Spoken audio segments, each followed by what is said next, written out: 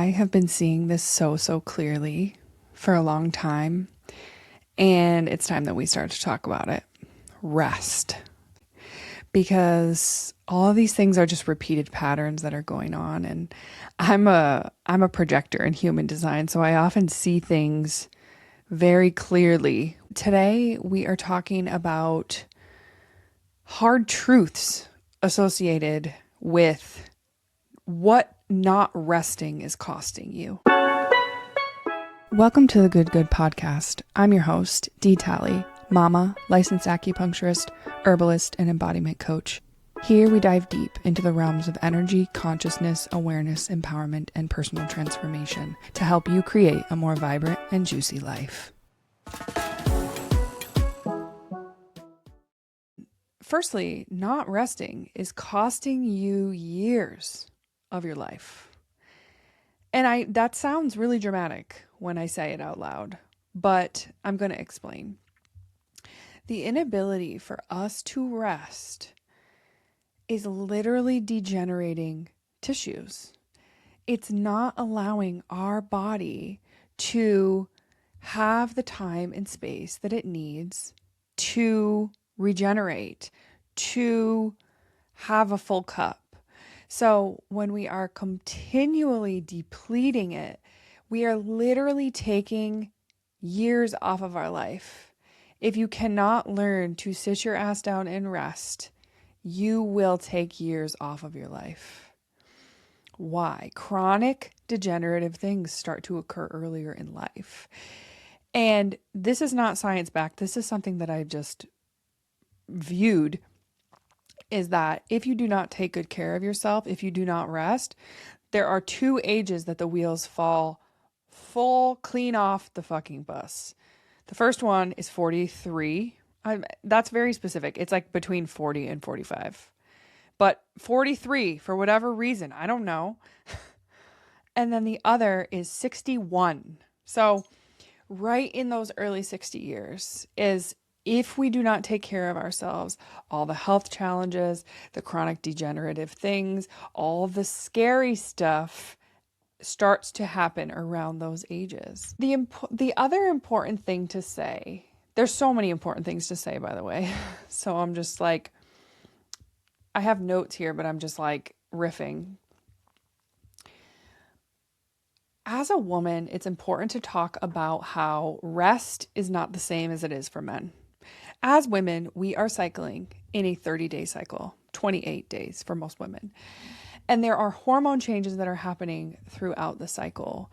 We need different levels of rest depending on where we are at in our cycle. In Chinese medicine, we like to think of the cycle like a seasonal. So, and this is like really helpful for people to hear. When we break the cycle down into seasons, we have winter, which is your active bleed. This is when you should be resting the most. We have, in the follicular phase, we have our first portion of the cycle, which is right after your bleed till when you ovulate, and that is spring.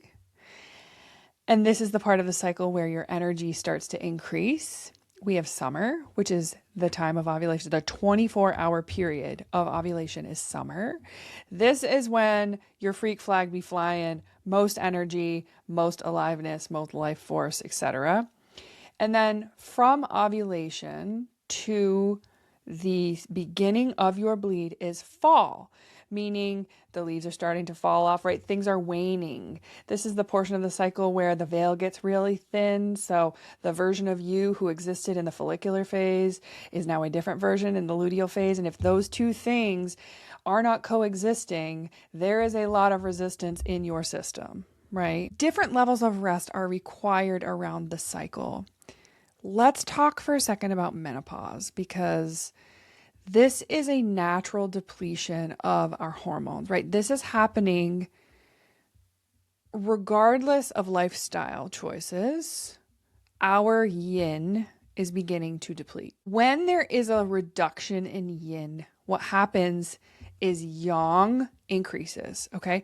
So to break this down really simply, Yang energy is like the go, go, go energy. It's hotter. It's daytime. It's summer, right? It's hotter. It burns up quick, right?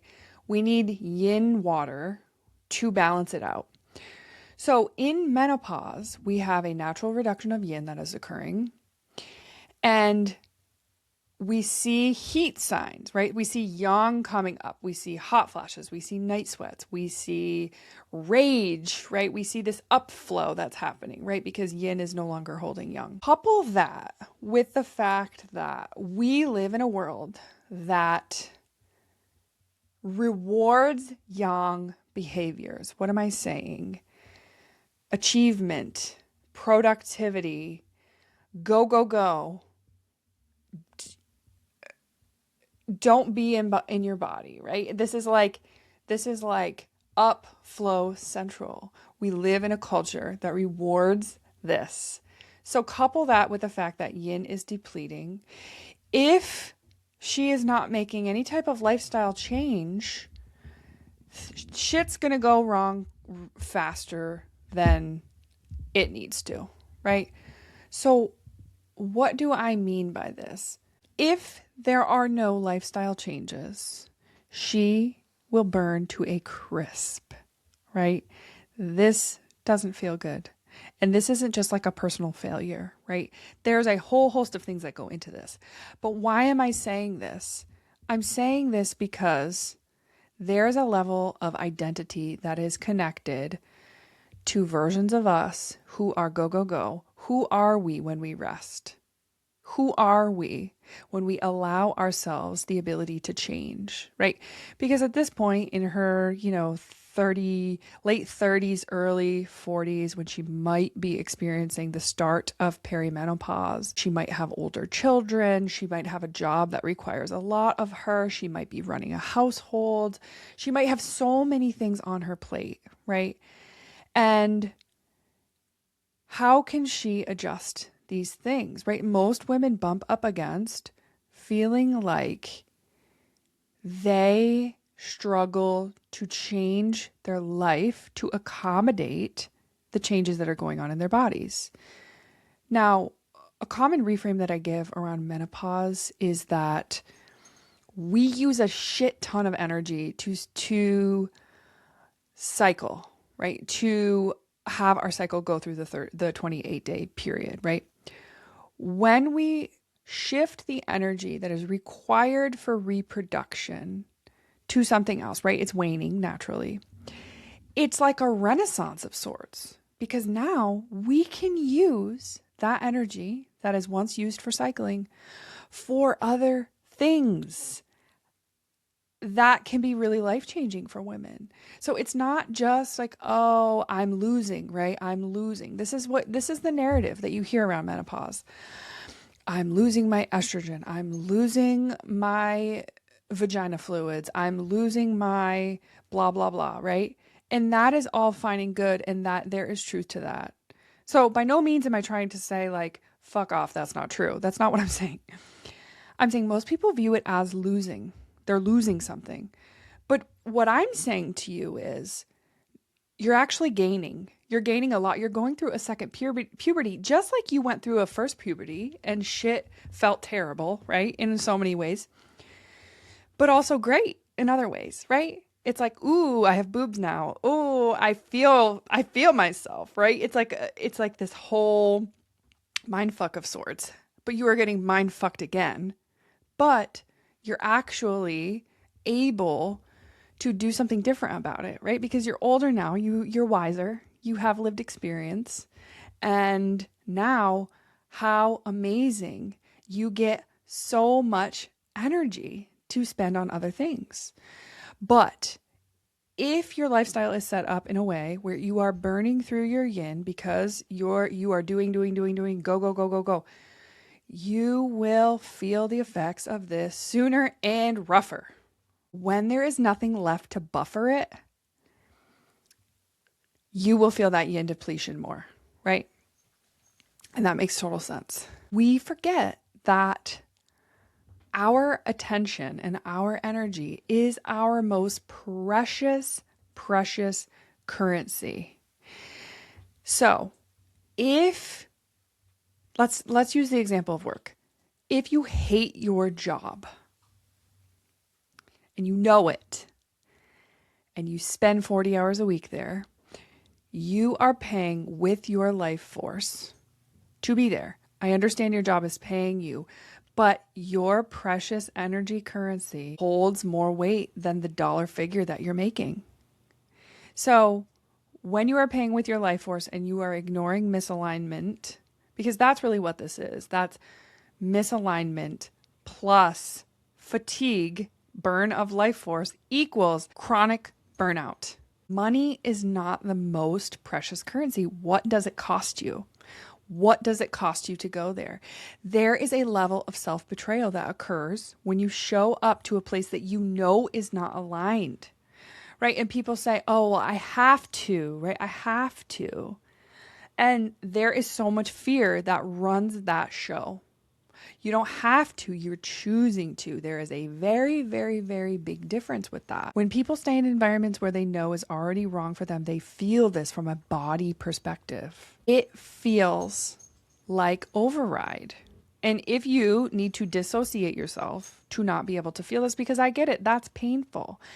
And when I was first developing this show, I use AI to help me go deeper into the truths of what it is that I'm saying to you. And it point blank asked me, have you ever judged anybody who stays in misalignment, paying with their life force, knowing it's wrong for them and staying in misalignment? And I wish I could say that the answer was no, but yes. Why? Because I could never stay in chronic misalignment because of the hemorrhage of life force energy.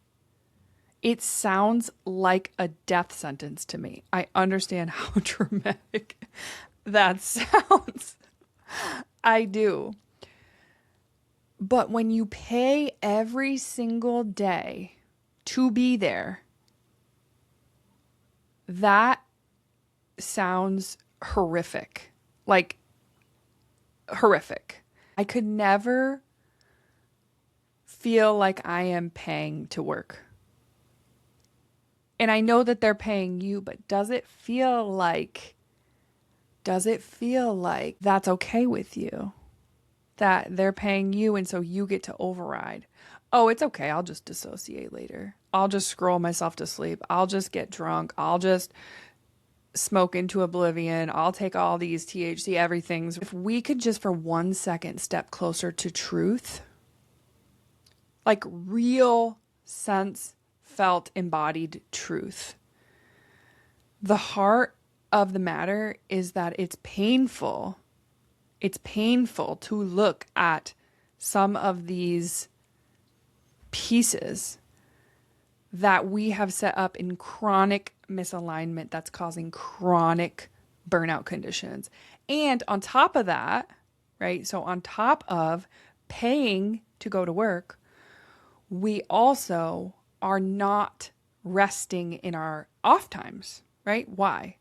Because everything I said about living in a young world where it's go, go, go, go, go at all costs, productivity, check my list, right? It's not this deeper embodied truth. One thing that I'll say that I just think is interesting is, and this is like a tangent of sorts, women are closer to embodied truth because of our cycles, because of yin. Yin is a substance that comes in to hold Shen down. Shen is our consciousness. It's our heart space. You see it through the eyes, right? It's our deepest embodied truth. And there's a really interesting thing that goes on between yin, the Shen, and the cycle, specifically the womb, the life force, right? Women are natural born leaders because of this, right? Because we are closest to truth. So when a leader, a man, a white man, is leading from a yang place, which men are naturally just have more yang, right? Because of their bodies, because they have more masculine energy. We're talking about masculine and feminine energies, right? they lead more from a head space perspective, right? Because yang rises.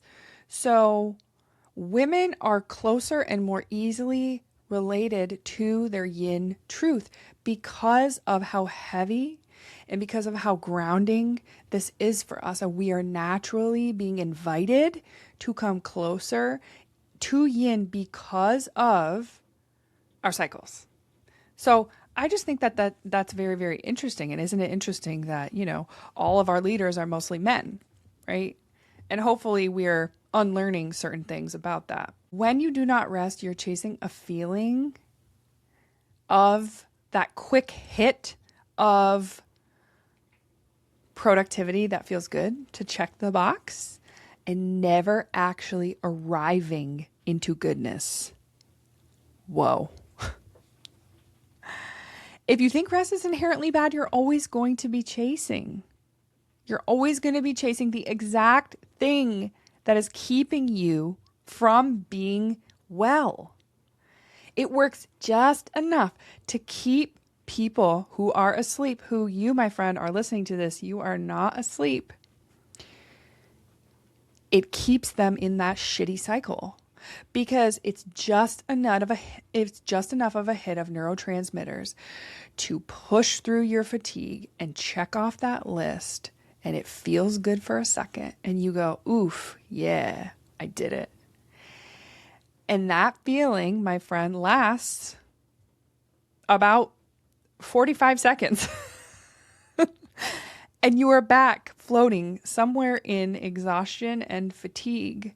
But it's the high of the check off the list that keeps us in that cycle. Who are we when we allow ourselves to rest? What does it feel like? Do you feel guilty? Do you feel happy? Does it feel like a great feeling? Does it feel horrible? Because the other part of chasing is avoiding, right? Because when you stop to rest, you have to stop and look at or be with those emotions that you might not want to be with, right? And this is what I see chronically in clinic. The people who are running, chasing, are the ones who think they cannot sit with tough emotion, discomfort. But you and I both know that we all can do very hard things. And on the other side of that discomfort is something that we can't get to without walking through it. We have these ideas that we think it's going to be absolutely terrifying. And to a degree, it can be. But if we allow ourselves to stop chasing and to sit in discomfort, it goes by very, very fast typically. We get to the other side where it actually feels really, really good to lay down, right? It's like this full body feeling. And more on that as I tell you a story. Last year, my husband was switched to night shift. And as a person with 2 young girls and a very active, full-time, busy life, job, online expansion, podcast, running a household, and all the things that life to give. Not only that, but, his shift was, it started as 4:30 p.m. to 6 a.m.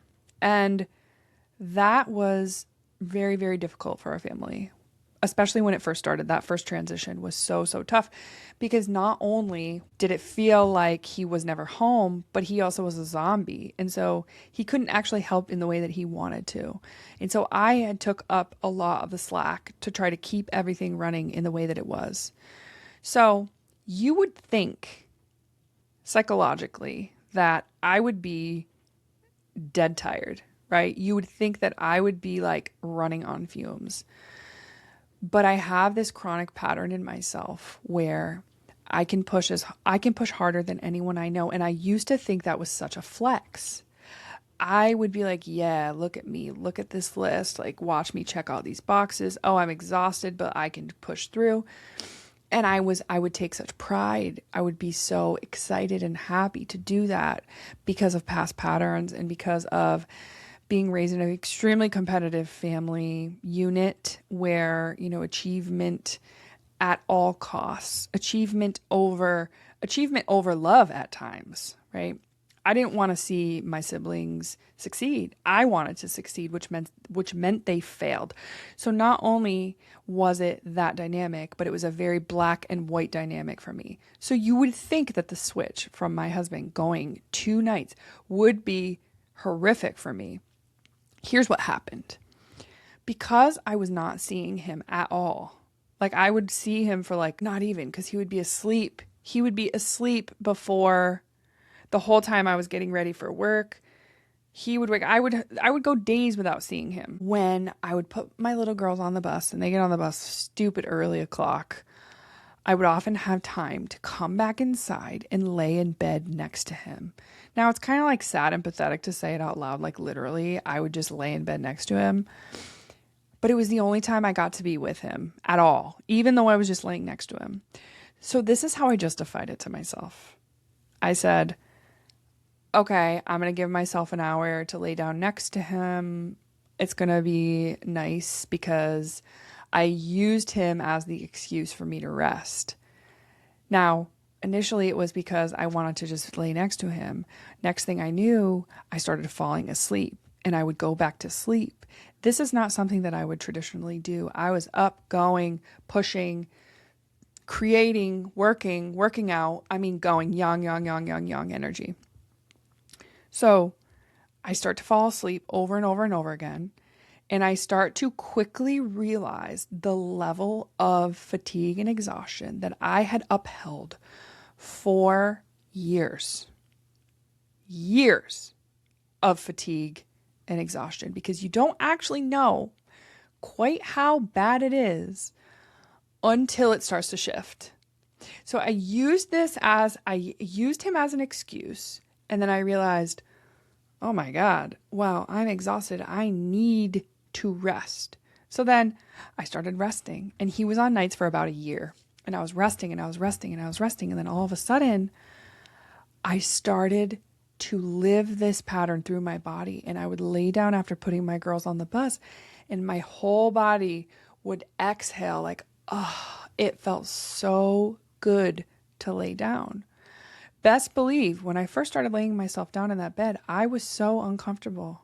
So uncomfortable. My mind going a million miles a minute.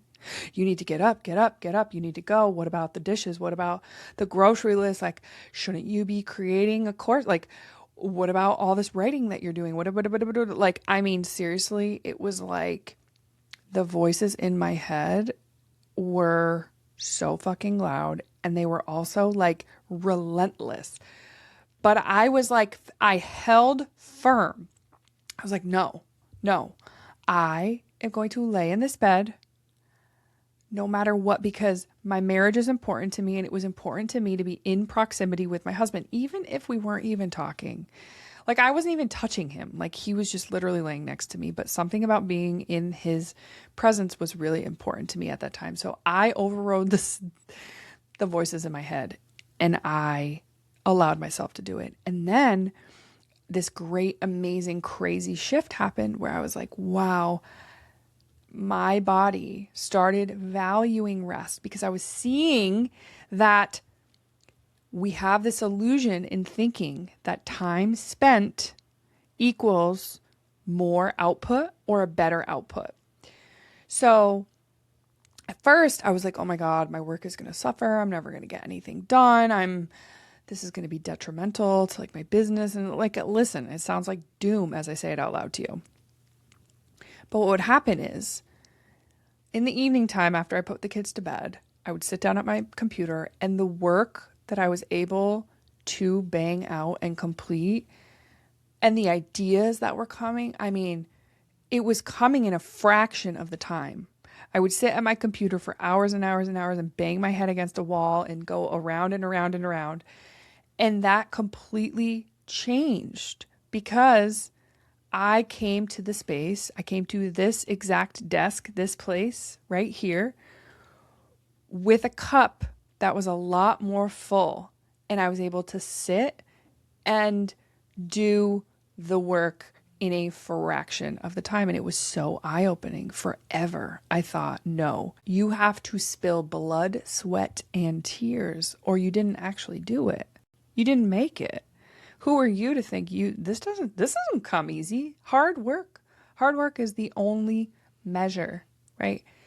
And it wasn't until this was lived through my body, the pattern was lived through my body, that it actually shifted for me. The patterns have to be lived through your body. It's not enough to just say, oh, I'm gonna rest. Yeah, I'm gonna rest. Yeah, I'm gonna rest. No, you have to actually rest and then notice the difference between what your body feels like then and what your body feels like now. Because I'm telling you, after years of clinical practice, we calibrate what's good. Our bodies feel good to whatever it is that we're doing, right? So you don't even know your level of good until you level up. Because then your body goes, whoa, I thought that was good. Chronic depletion, exhaustion, bang your head against a wall. Oh, I'm achieving. No, that was not good at all. So when I leveled up to good, my body was like, oh, girl, whoa. That is a very, very, very big difference. I also bumped up against, and this is the last hard truth that I put in for this episode, is I bumped up against at first this feeling of, who am I if I don't push through? It was an identity thing. It wasn't just behavioral. It wasn't just mental. It was identity. It was, I don't know who I am. And that is very scary territory to be in, because it keeps you stuck in that loop, because your brain does not want to change at all costs. It wants to keep you exactly where you are. And this is a protective mechanism.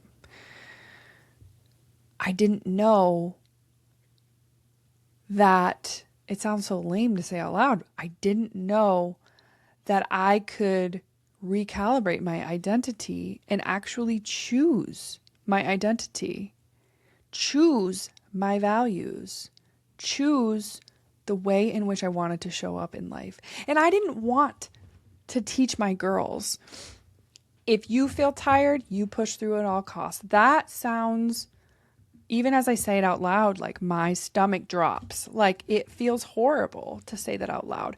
I want my little girls to see that rest is one of the most productive things that they can do for themselves. And listening to that internal compass of telling you when to rest is so important. That seems to get wiped out so quickly. And it's wiped out because of the world we lived in. It's wiped out because of family dynamics. It's a multi-layered issue. But if we can't bring it back, if we can't make the decision, who are you when you're well rested, right? We get to choose our identity. And that's actually exciting, right? Because if there's something that you want different, you can choose different and then live it through your body and assimilate it into your system. How amazing. Without rest, our body does not have the ability to repair the tissues. Our kidneys, our adrenals burn up. Our kidney yin burns up to a crisp. The other thing I want to say is, and this is important, this is the year of the young fire horse, right? So, and when Chinese New Year was happening, it was like the hot topic, right? Everyone's like, yeah, go, go, go, get things done, da, da, da, da, da. It feels problematic in a way because as much as I love go, go, go, get things done, that's great, feels good. If we do not have kidney water to cool, we will burn up to a crisp and we will be on empty next year. Empty, crispy, dry, brittle, cracked. Nobody wants that. So rest. We have to rest. We have to listen to our body. Because even though it feels wonderful to check something off your list, well, one, do you really need to get it done today? Because my lists, oh my God, back in the day, my lists were fucking crazy. It would be like reorganize the filing cabinet downstairs and redo where the kitchen utensils are. It's like, hello, does that actually need to be done today? No. It's like these fictitious things that we think are like emergent conditions, like emergent tasks that need doing. So when you look at your list, we can pare down like actual necessities and push that shit off. Or hell, don't make a list. Type B all the way. Don't even make a fucking list. I sometimes think about that, like how different I am now. I don't make any lists, and I kind of just like go with, it's like it's a sense felt thing. I always say this. It's like, yes, of course, there are the things on the schedule that are in the schedule that are like, okay, no, like we need to do that. But for all the rest of it, it's like, what feels most alive today? And then in order to know that, we have to be in touch with what it actually feels, which is through our bodies, right? We need to regain our body's trust and actually listen. Because once we listen and we start delivering what it is our body needs, God, our bodies, they love us. Everybody thinks like, I hear that in clinic all the time too. Like, my body hates me. No, it doesn't. Your body fucking is obsessed with you.